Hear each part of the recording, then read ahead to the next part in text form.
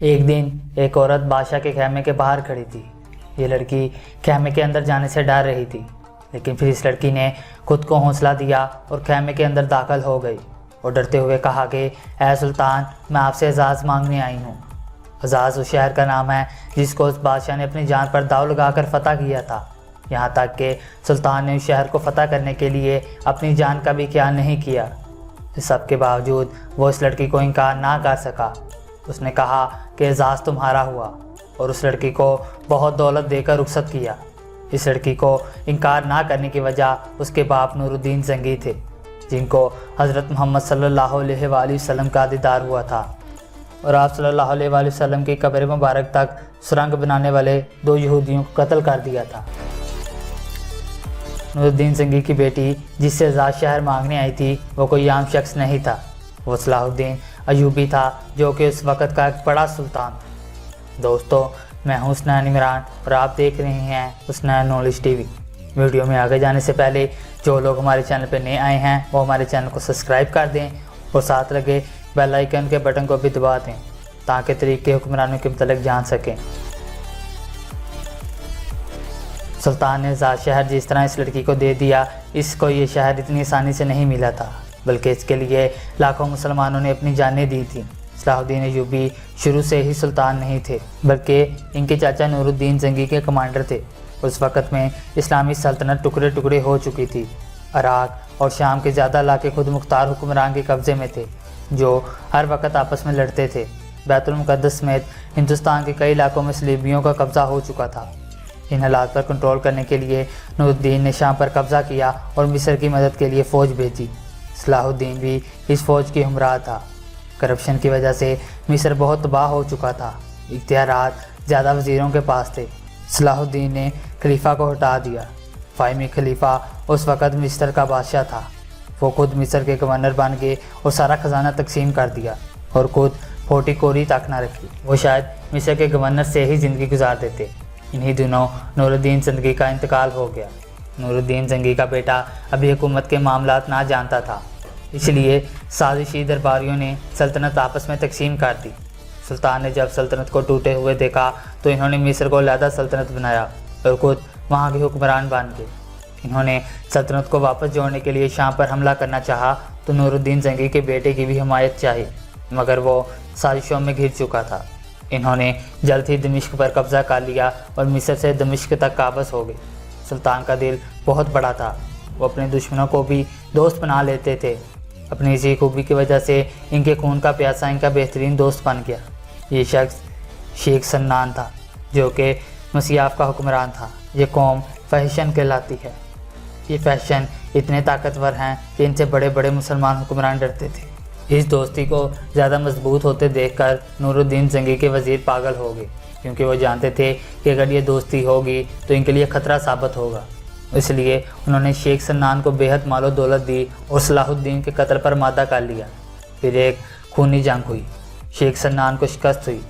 ایک دن چند لوگوں نے صلاح الدین پر حملہ کر دیا، مگر خوش قسمتی سے وہ بچ گئے۔ انہیں یہ بات پتہ چل گئی کہ جب تک شیخ سنان کا قتل نہیں ہوتا ان پر یہ حملہ ہوتا رہے گا۔ چنانچہ انہوں نے شیخ سنان پر حملے کا فیصلہ کیا۔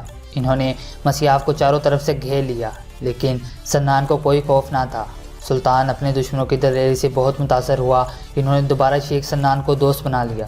سلطان کے لیے فلسطین کی سلطنت سب سے بڑا چیلنج تھی۔ صلیبیوں نے بیت المقدس پر قبضہ کر لیا تھا، وہ کسی سے بھی امن کے لیے تیار نہیں تھے۔ سلطان نے صلیبیوں سے امن کرنا چاہا، مگر وہ امن نہیں چاہتے تھے۔ صلاح الدین ایوبی نے تنگ آ کر 1177 عیسوی میں فوج جمع کی اور پھر فلسطین پر حملہ کر دیا۔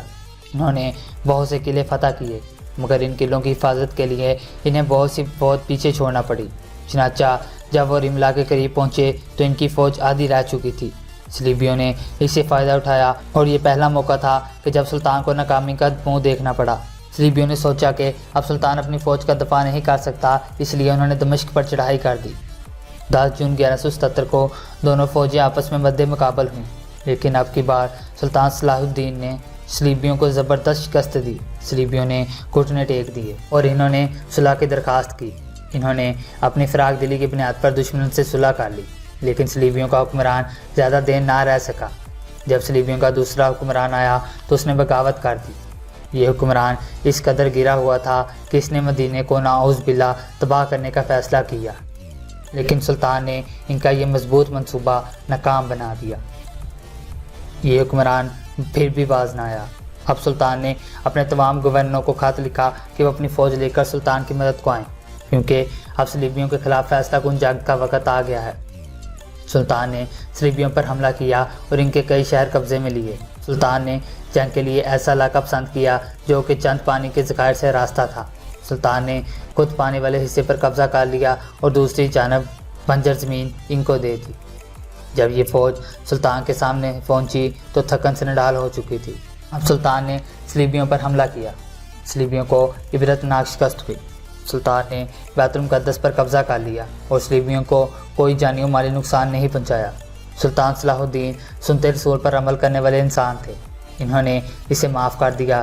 یوں 2 اکتوبر 1187 میں بیت المقدس پر دوبارہ مسلمانوں کا کنٹرول آ گیا، لیکن صلیبیوں کا حکمران وہاں سے بھاگ گیا اور دوبارہ فوج جمع کر کے مقابلے کا اعلان کر دیا۔ رچرڈ جو کہ ان کا حکمران تھا، اس نے سلطان کی بیماری کا سن کر اچانک حملہ کر دیا۔ سلطان کی غیر موجودگی کی وجہ سے سلطانی فوج کو کافی نقصان ہوا۔ انہوں نے عورتوں سمیت 4000 قیدیوں کو قتل کروا دیا۔ سلطان بیمار ہونے کے باوجود جافا پہنچ گیا اور اس موقع پر دونوں فوجوں میں سخت لڑائی ہوئی، لیکن کوئی نتیجہ نہ ہوا۔ انہی دنوں رچرڈ بیمار ہو گیا۔ سلطان نے اس کے لیے شربت اور دوائی بھیجی۔ اسی دوران اسے پتہ چل گیا کہ اس کے بھائی نے اس کے خلاف بغاوت شروع کر دی۔ سلطان رچرڈ کی عیادت کے لیے گئے تو رچرڈ نے سلطان سے صلح کر لی۔ صلیبیوں کو بیت المقدس میں اپنے مقامات کی زیارت کی اجازت دے دی گئی۔ یوں یہ لڑائی ختم ہوئی۔ رچرڈ واپس انگلینڈ چلا گیا۔ یوں ان کی 3 سالہ لڑائی مکمل طور پر ہی ختم ہو گئی۔ سلطان کی یہ خواہش جو کہ حج کرنا تھی ابھی تک پوری نہیں ہو سکی۔ وہ بار بار حج کرنے کے لیے گئے مگر حج کا وقت گزر چکا تھا۔ سلطان بہت روئے۔ جب حاجیوں کا قافلہ حج کر کے آیا تو سلطان ان کے استقبال کے لیے بہت دور گئے اور ان کے استقبال کے لیے روئے۔ واپسی پر وہ اچانک بیمار ہو گئے اور ایسے بیمار ہوئے کہ انہیں دنیا کی کوئی ہوش نہ رہی۔ 4 مارچ 1197 کی صبح سلطان نے آنکھیں کھولیں اور تلاوت سن کر ہنسے۔ اسی دوران ان کی روح پرواز کر گئی اور وہ اس دار فانی سے کوچ کر گئے۔ تو دوستو، آج کی یہ ویڈیو آپ کو کیسی لگی ہمیں کمنٹ میں ضرور بتائیے گا، اور جو لوگ ہمارے چینل پہ نئے آئے ہیں وہ ہمارے چینل کو سبسکرائب کر دیں اور ساتھ لگے بیل آئیکن کا بٹن کو بھی دبا دیں تاکہ طریقے حکمرانوں کے متعلق جان سکے۔ ملتے ہیں نیکسٹ ایپیسوڈ میں۔ اللہ حافظ۔